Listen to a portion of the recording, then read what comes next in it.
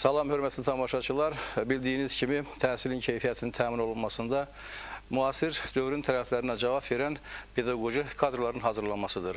Bu vəzifələr sırasında əlbəttə ki, orta ümumi təhsil məktəblərinin ixtisasının artırılması da çox mühüm əhəmiyyət kəsb eləyir. Veriliş çərçivəsində bu kimi məsələləri müzakirə etmək üçün studiyamıza Bakı Pedaqoji Kadrların İxtisas Artırma və Yenidən Hazırlanması İnstitutunun rektoru, fizika riyaziyyat elmləri doktoru professor Asəf Zamanovu dəvət etmişik. Asəf müəllim, xoş gəlmişsiniz. Sualımıza keçməmişdən öncə tamaşaçılarımıza müraciət edib demək istəyirəm ki, verilişimiz canlı yayımlanır. Arzu edənlər və sual vermək istəyənlər ekranda göstərilən telefona, yəni 430-13-80 nömrəli telefona müraciət edib suallarını bizi müsahibə ünvanlaya bilərlər. Asəf müəllim, bildiyiniz kimi dövlət başçımız tərəfindən keçən il iyun ayında əvvəlki dövlət proqramının, yəni orta ümumi təhsil məktəblərində informasiya kommunikasiya texnologiyalarının tətbiqi, onun maddi texniki bazasının təmin olunması ilə bərabər, yəni bu proqram həyata keçirilibdir və bu proqramın davamı olaraq dövlət başçımız tərəfindən keçən il təhsilin bütün pillələrini əhatə edən bir informasiyalaşdırma haqqında dövlət proqramı qəbul etmişdir. Bu proqramın qarşısında çox mühüm vəzifələr durur. Yəni bir daha olaraq eyni zamanda onun maddi texniki bazasının daha da gücləndirilməsi, şəbəkə infrastrukturunun formalaşdırılması, elektron dərsliklərin yaradılması, sonra bunların əsasında informasiya resurslarının formalaşdırılması, bundan başqa təhsilin idarə olunması proseslərinin informasiyalaşdırılması və əlbəttə ki, yeni formalaşan təhsil mühitinin normativ hüquqi bazasının formalaşdırılması, təhsilin informasiyalaşdırılması haqqında dövlət proqramının qarşısında duran əsas vəzifələrdir. Bu vəzifələr sırasında ən mühüm vəzifələrdən biri də kadr potensialının gücləndirilməsidir. Çünki yeni şərait, yəni informasiya kommunikasiya texnologiyaları ümumiyyətlə bütün pedaqoji kadrların hazırlanmasına, yenidən hazırlanmasına, onların ixtisas artırılmasına tamamilə yeni yanaşma tələb edir. Sizin rəhbərlik etdiyiniz qurum bu sahədə, yəni bu proqramdan irəli gələn vəzifələri həyata keçirmək istiqamətində hansı işləri görürsünüz? Rasim müəllim, çox düz deyirdiniz. Cənab Prezidentin sərəncamına əsasən ki, 2004-cü ildə Azərbaycan Respublikasında orta ümumi təhsil məktəblərinin kompüter, informasiya, kommunikasiya texnologiyaları ilə təminatı proqramı təsdiq olunmuşdu və 2005-2007-ci ildə bu çox uğurla həyata keçirildi və hazırda 2008-ci ilin iyun ayında adı çəkdiyiniz dövlət proqramının təsdiqi ilə həmin işin davamını həyata keçirilir və bu sahədə ixtisas artırma İnstitutun ixtisas artırma ilə məşğul olan qurumların üzərinə çox böyük vəzifə düşür. Bildiyimiz kimi bu ixtisas artırma institutları təhsilin ən mürəkkəb, ən vacib sahəsi ilə məşğul olur. Belə ki, pedaqoji kadrlar, yəni müəllimlər ali məktəblərdə 4 il, ya 5 il, ya 6 il təhsil alırlar. Amma ondan sonra ömür boyu təhsil, yəni ali məktəbi bitirəndən sonraki təhsil müəssisələrində, orta təhsil məktəblərində, digər təhsil müəssisələrində, ali məktəblərdə fəaliyyət göstərirlər. Onların daim öz üzərində işləmələri, özlərini təkmilləşdirilməsinə ehtiyac var və bunu da ixtisas artırma institutları həyata keçirilir. Onları yol göstərir, onlara elmi metodik təminatında, elmi metodik kömək eləyir, onların ixtisasını daim təkmilləşdirir və həmçinin ixtisas artırma sahəsində də, yəni bu informasiya, kommunikasiya texnologiyaları ki, bugün həyatımızın bütün sahələrinə təsir edir və bu sahədə də biz gənclərimizi, gələcək nəsli yüksək səviyyədə hazırlamalıyıq ki, onlar müasir informasiya, kommunikasiya texnologiyalarına daha yaxından bələd olsunlar, gələcək kadr potensialı güclənsin və buna görə də bizim institutda bu sahədə çoxlu işlər görülür və onlardan biri də pedaqoji kadrların İKT sahəsində bilik və bacarıqlarının artırılması sahəsində. Və bunun üçün də müvafiq kurslar təşkil edilir, ixtisas artırma kursları, həm peşə kursları təşkil edilir, problem tematik kurslar və s. yollarla. Bir sual ortaya çıxır, Asəf müəllim.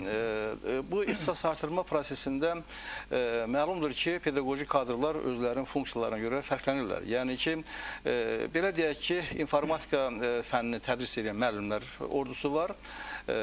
Bundan başqa qeyri-informatika fənnini tədris edən müəllimlər ordusu, bir də təhsilin idarə olunması prosesində iştirak edən, əgər müasir terminlə desək, təhsil menecerləri, yəni tədris hissə müdürü, direktor, rayon təhsil şöbələrinin rəhbərləri və yaxud da təhsil şöbəsində fəaliyyət göstərən pedaqoji inzibati idarəetmə heyəti, bütün bunlar hamısı əlbəttə ki, müxtəlif İKT kursların, yəni müxtəlif informasiya texnologiyaları sahəsində biliklərə nail olunmasını zərur edir.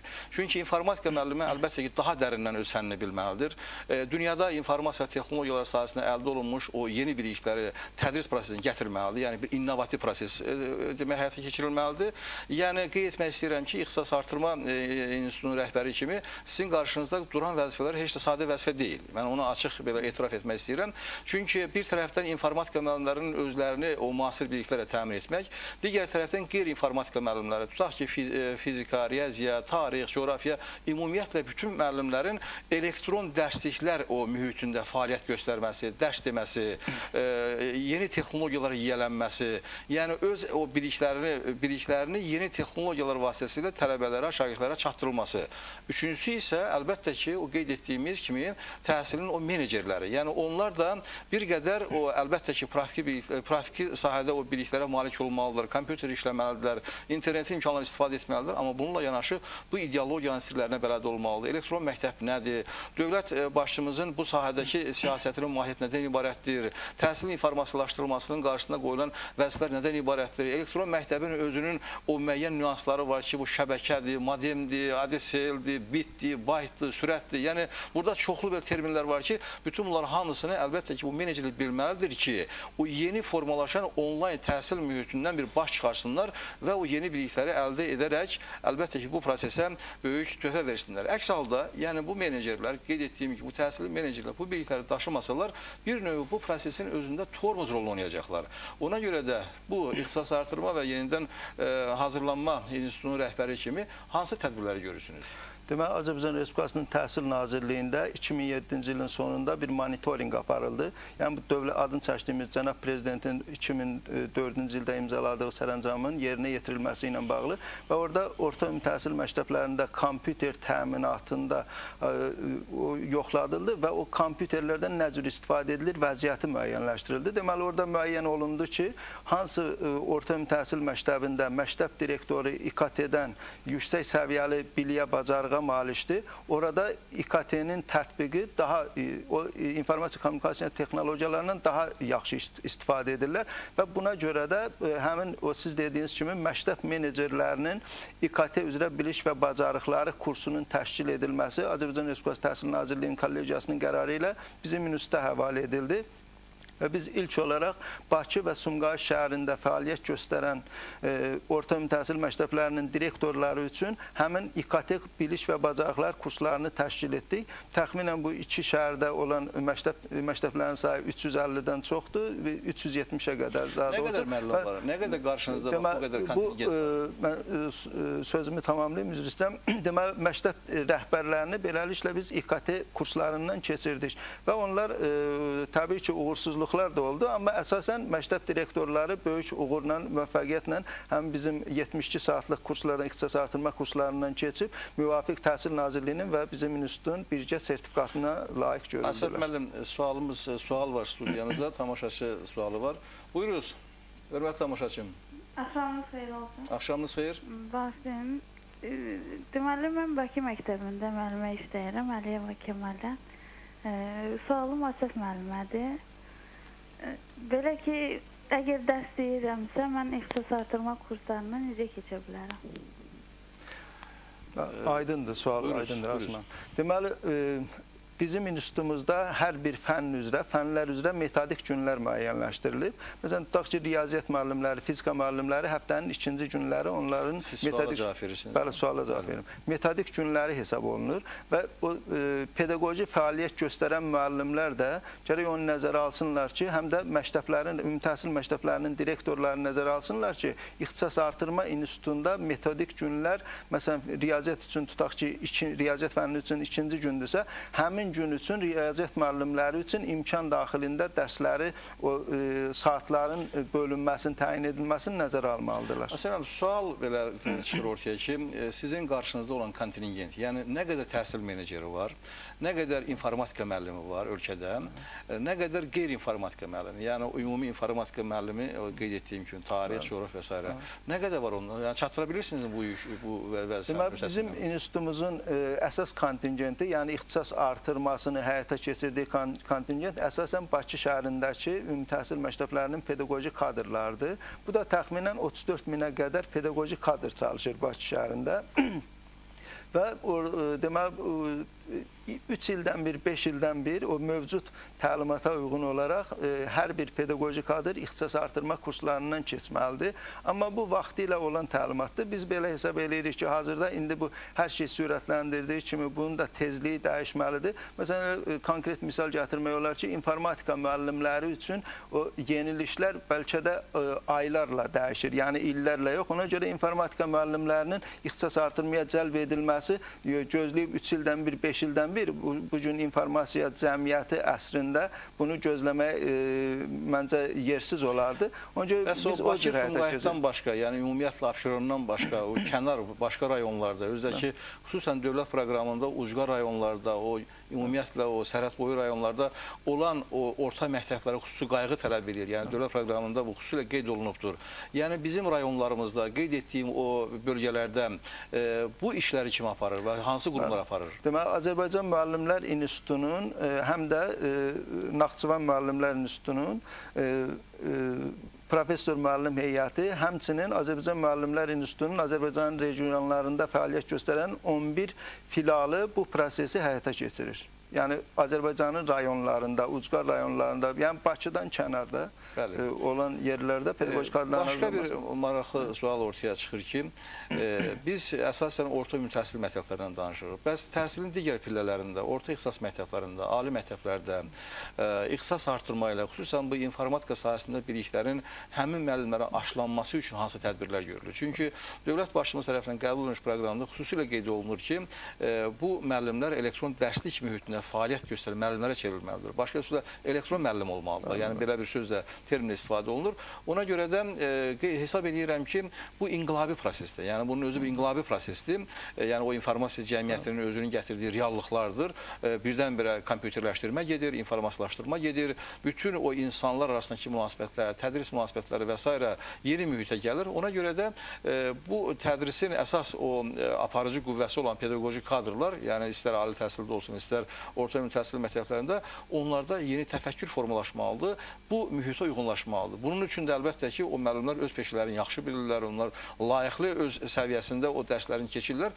Amma müəyyən bir proqramlar, müəyyən bir tədbiri həyata keçmək lazımdır ki, bunlara kütləvi şəkildə bu biliklər verilsin. Bunun üçün müəyyən bir infrastruktur olmalıdır, müəyyən bir şəbəkə olmalıdır, müəyyən bir tədris şəbəkəsi olmalıdır. Bu istiqamətdə hansı tədbirlər görülür? Deməli, ali məktəb müəllimlərinin, professor müəllim heyətinin, həmçinin orta ixtisas məktəblərinin və təhsilin digər pillələrinin professor müəllim heyətdə mütəmadi olaraq ixtisas artırma kurslarından keçirlər. Amma onlar ixtisas artırma kurslarına cəlb olunurlar Azərbaycan müəllimlərinin üstünə, Bakı Dövlət Universitetinə, Azərbaycan Dövlət Neft Akademiyası, yəni ixtisaslarından asılı olaraq, malik olduqları ixtisaslardan asılı olaraq Azərbaycan Respublikasında fəaliyyət göstərən ali təhsil müəssisələrində ixtisas artırma kurslarını keçirirlər. Orada informatika dərsləri keçirilirmi? Bəli, əlbəttə ki, keçirilir. Yəni o məktəblərə? Bəli, bəli. Aydındır. Telefonda tamaşaçı zəngimiz var. Hörmətli tamaşaçı, buyuruz. Salam aleyküm, axşamınız xeyir. Axşamınız xeyir. Mənim sulam Asəf müəllimədir. Asəf müəllim, bu ixtisas artırma kurslarını başa vuran müəllimlər hansı imtiyazları əldə edirlər? Ümumiyyətlə, onlar hansı üstünlüklərə malik olurlar məktəbdə dərs zamanı? Çox sağ olun. Təşəkkür edirik. Buyurun. Deməli, ixtisas artırmanı başa vuran şəxslər, müəllim, pedaqoji kadrların, onların gələcək karyerasında müəyyən müsbət nəzərə almalar olur.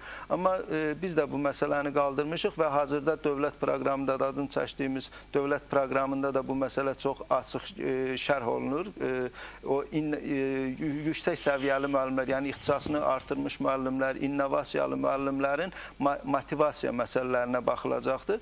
Məsələn, biz ilin ən yaxşı müəllim müsabiqəsinə sənədlər qəbul edilərkən ixtisas artırma kurslarından keçən müəllimlərin göstəriciləri nəzərə alınır. Gələcəkdə onların o maddi stimul məsələlərinə də çox güman ki, baxılacaqdır. Yəni ki, o müəllimlərin elektron müəllimə çevrilməsi üçün, yəni peşəsindən asılı olmadan və tək informatikadan söhbət getmir. Ümumiyyətlə o yaradıcı müəllimlər, o innovativ belə ruhda olan müəllimlərin əməyinin qiymətləndirilməsi üçün xaricdə yaxşı təcrübə vardır.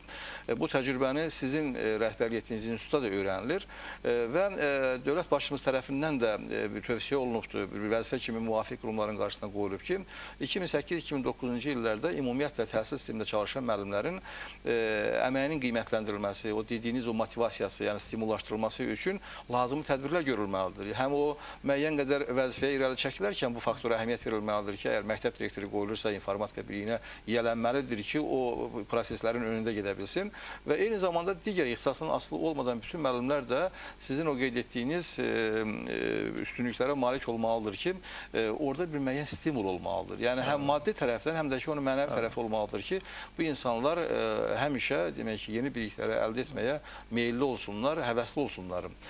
Və başqa bir sual, Əsəf müəllim, bu ixtisas artırmanın özündə qeyd etdiyimiz kimi kontingentlər müxtəlifdir və hər bir elmin, hər bir o bilik sahəsinin özünün yenilənmə, inkişaf tempi var, dinamikası var.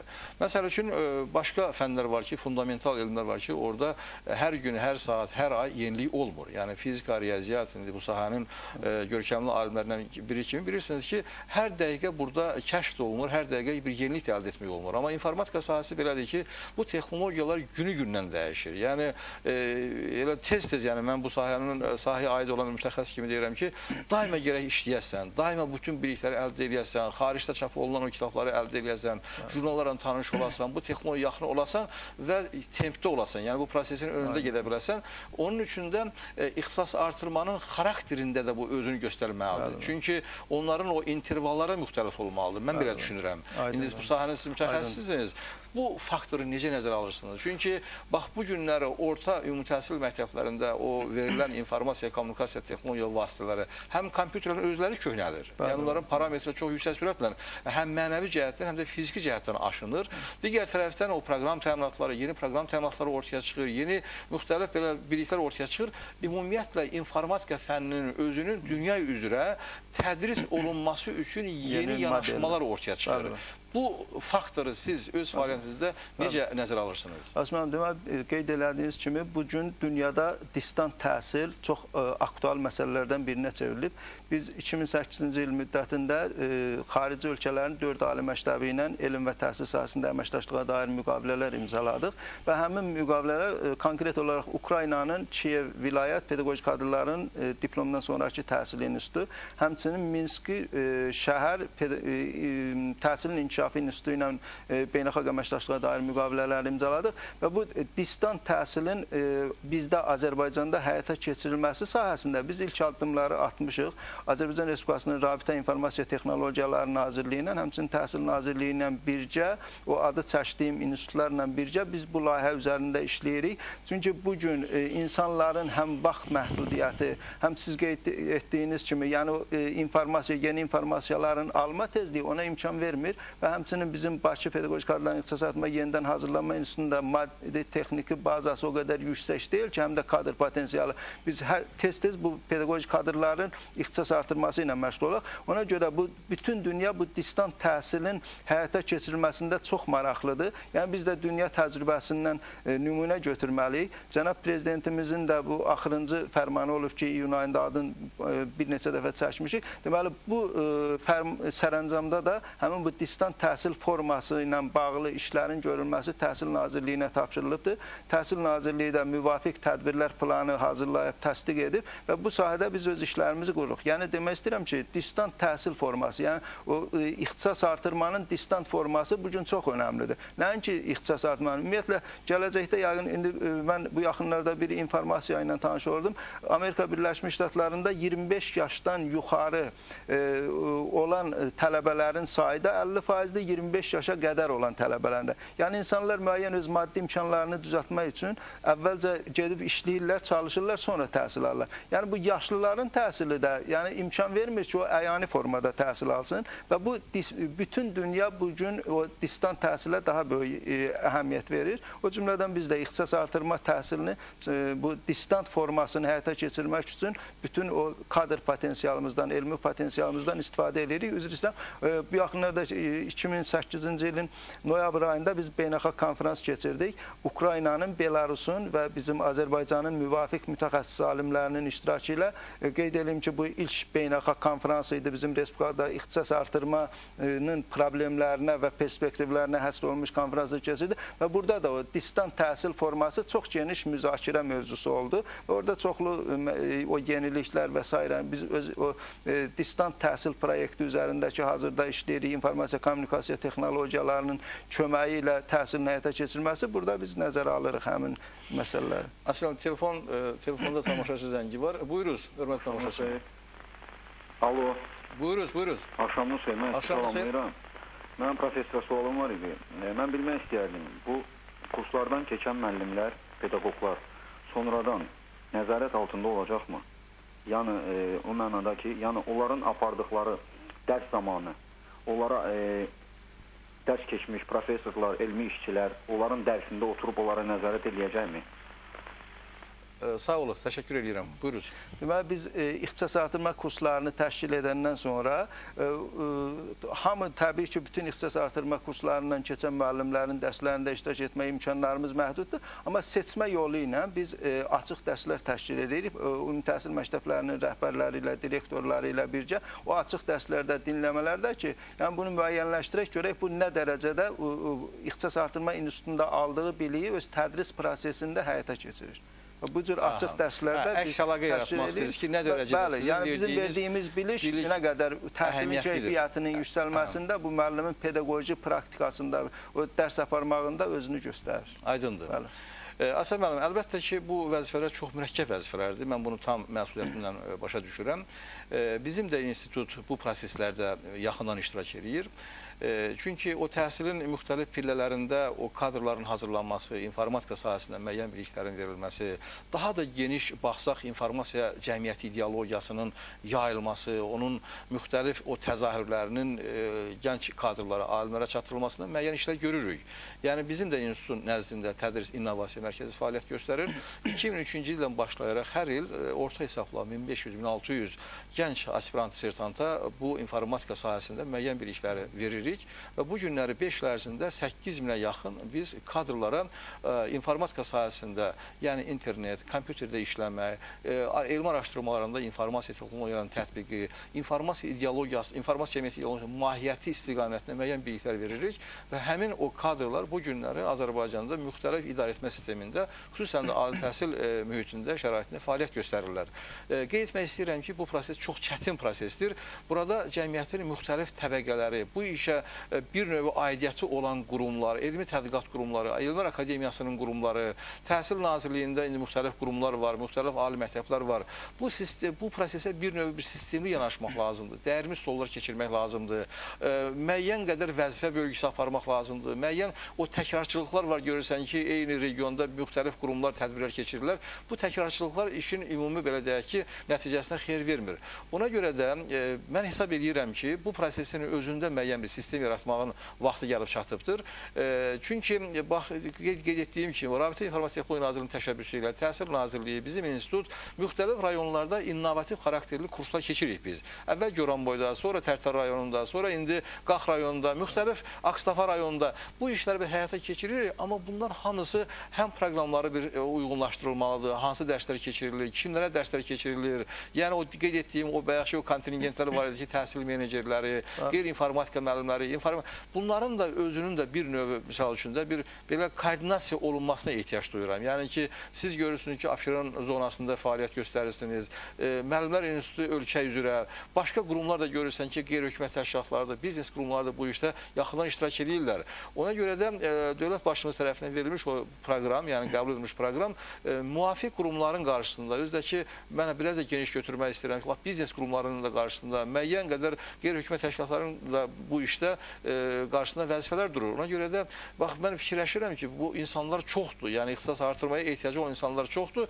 Özdə ki, əvvəlki ixtisas artırma prosesindən fərqlidir bu. Çünki yeni reallıq ortadadır. Yəni, yeni kompüterdir, internetdir, yeni o elektron dərsliklərdir. Bütün bunların hamısı tamamilə inqilabi prosesdir.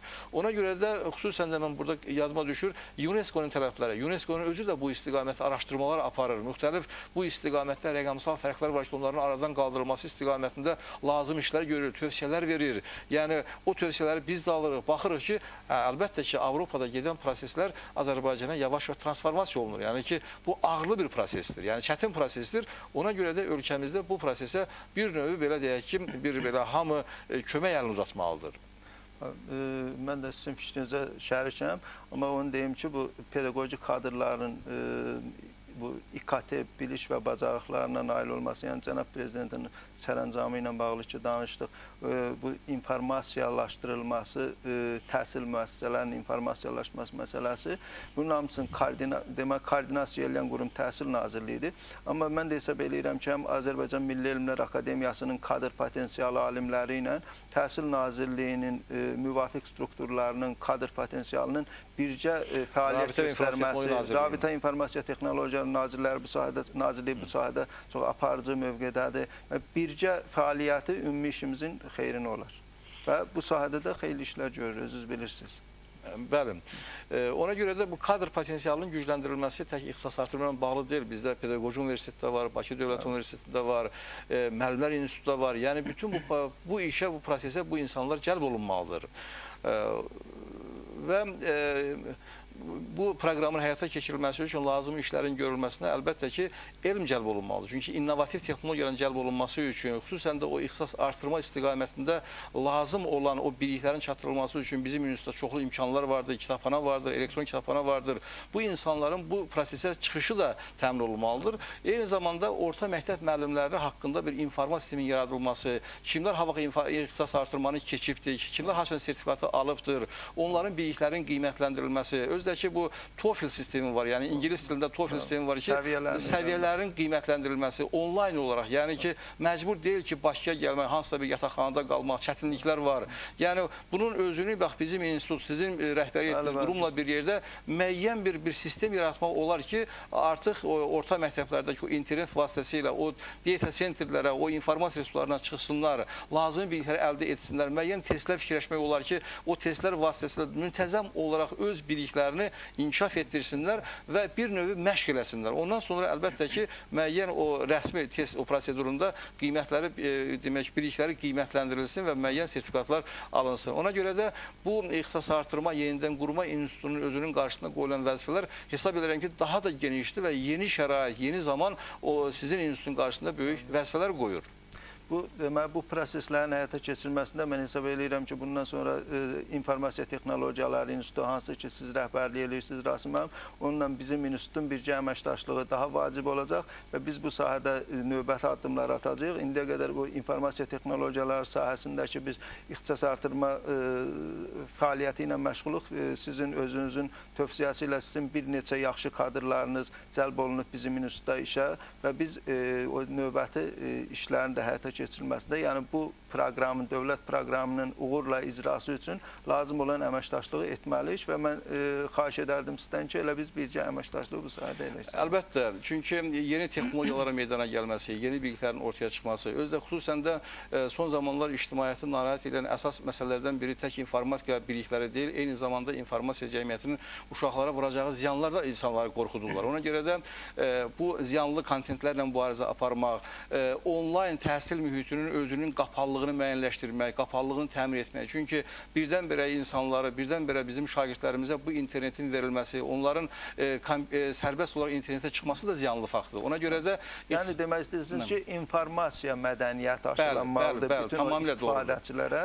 Biz də onun tərəfdarıyıq ki, yəni maarifləndirmə işi aparmaq lazımdır. Həm də bu sahədə təkcə yəni o kadrların ixtisasının artırılmasından kifayət etmir, həmçinin orada maarifləndirmə işi aparmaq lazımdır. O informasiya mədəniyyəti yaratmaq lazımdır. İnformasiya mədəniyyəti, sonra informasiya asılılığına qarşı mübarizə aparmaq üçün müəyyən mexanizmlər fikirləşilməlidir. Bundan başqa yeni onlayn mühit müəllimlərin özlərinin fəaliyyətinin qiymətləndirilməsinə də böyük bir deyək ki, yeni yanaşma tələb eləyir. Çünki onlayn mühitdə olanda müəllim hansı dərsi keçir, necə keçir, eyni zamanda şagirdlər aldığı biliklərin kompüterdə qalır, onu bilirsiniz ki, o qiymətlər qalır orada, sonra onların təhlil olunması, elektron dərslərin keyfiyyətindən müəyyən qədər baxış keçirilməsi, ümumi respublikanın qiymətləndirilməsi. Yəni, bu onlayn təhsil mühiti tək elektron məktəblə məhdudlaşmır. Çünki şəbəkə mühitində olduğu üçün, korporativ internetdə olduğu üçün, elektron məktəbin özü rayon təhsil sisteminin tərkib hissəsi olur. Rayon təhsil mühiti isə ümumi respublika təhsil mühitinin tərkib hissəsi olur. Ona görə də bu qapalı təhsil mühitinin, müəyyən mənada qapalı onlayn təhsil mühitinin özünün idarə olunması, yəni menecmentin həyata keçirilməsi və eyni zamanda informasiya təhlükəsizliyi mədəniyyətinin aşılanması. Çünki viruslarla mübarizə aparmaq, spamlarla mübarizə aparmaq, kompüterin özünün iş fəaliyyətinin, normal fəaliyyətini təmin etmək, psixoloji o müəyyən, belə deyək ki, informasiya asıllığı ilə bağlı olan psixoloji o destruksiyanı aradan qaldırmaq üçün lazım olan biliklərin də verilməsi hesab edirəm ki, innovativ texnologiya çərçivəsində olmalıdır və o proqramda öz əksini tapmalıdır və biz indi proqramlar hazırlayırıq ixtisas artırma təhsilinə, yəni bu sahədə və o proqramlara bu elementləri salırıq. Bəli.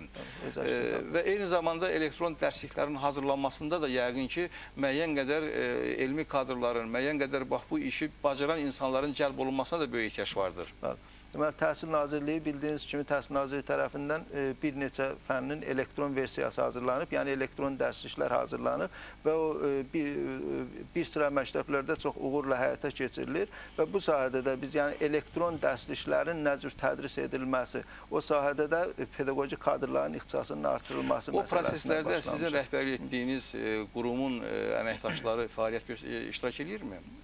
Bəli, iştirak edir. İxtisas artırma prosesində biz əsasən Təhsil Nazirliyinin müvafiq strukturları var, yeni yaranmış strukturları var, informasiya, kommunikasiya texnologiyalarının təhsildə tətbiqi. Yəni, onlar sonra TIMS şöbəsi var və bu şöbələr həmin o layihələrin həyata keçməsində iştirak edir. Bizim kadrlara da başqa bir ictimaiyyəti maraqlandıran sual da var, onu da mən sizin ünvanlamaq istəyirəm. Orta ümumi təhsil məktəblərində informatikaya ayrılan saatlar yetərli deyil. Çünki orta məktəbdə o ayrılan saatların həcmi, miqdarı təxminən elə əmək təliminə ayrılmış fənnin saatlarına bərabərdir. Amma əlbəttə ki, zaman başqa zamandır, müasir dövrün tərəfləri başqadır. Bütün pedaqoji kadrlar informatika biliklərini yiyələnməlidir. Amma təəssüflər olsun ki, ictimaiyyətdə belə narahatlar var ki, orta ümumi təhsil məktəblərində informatika ayrılan saatlar azdır. Sizin buna münasibətiniz necədir? Bilirsiniz, bütün fənnin müəllimləri, ümumiyyətlə pedaqoji kadrlar hamısı gileylənir saat problemlərinə, yəni saatların qıtlığı problemindən.